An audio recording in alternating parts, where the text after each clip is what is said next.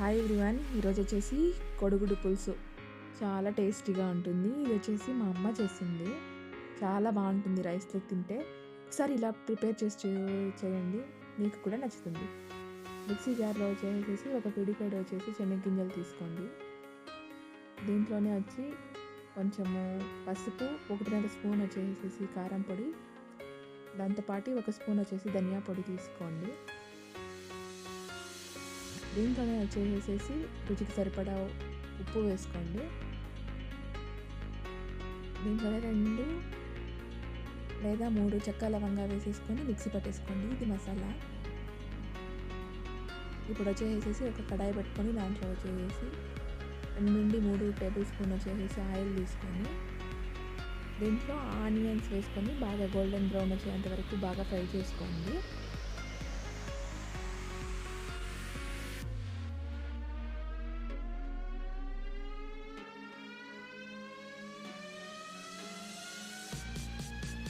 ఇది బాగా వేగిన తర్వాత దీంట్లో 1 స్పూన్ వచ్చేసి అల్లం వెల్లుల్లి పేస్ట్ వేసుకొని ఫ్రై చేసుకోండి. దాంతోపాటు ఏమంటే 2 టమోటా వేసుకొని బాగా మెత్తబడేటట్టుగా ఫ్రై చేసుకోండి.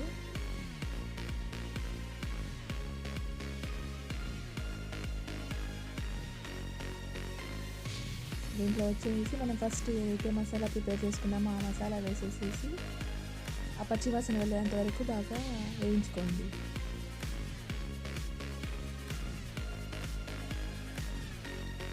ఇది బాగా వేగిన తర్వాత వచ్చేసేసి కోడిగుడ్డు ఏమైతే ఉన్నాయో అవి వేసుకొని కొంచెం మగ్గించుకోండి.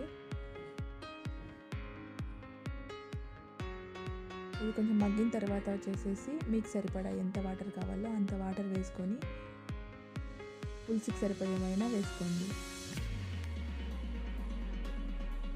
ఇది ఒక 10 to 15 మినిట్స్ పడుతుంది కర్రీ అవ్వడానికి. చాలా సింపుల్ అండ్ ఈజీగా ప్రిపేర్ చేసుకోవచ్చు. చాలా టేస్టీ కూడా ఉంటుంది. ఒకసారి ఇలా ప్రిపేర్ చేసుకొని తినండి, చాలా బాగుంటుంది.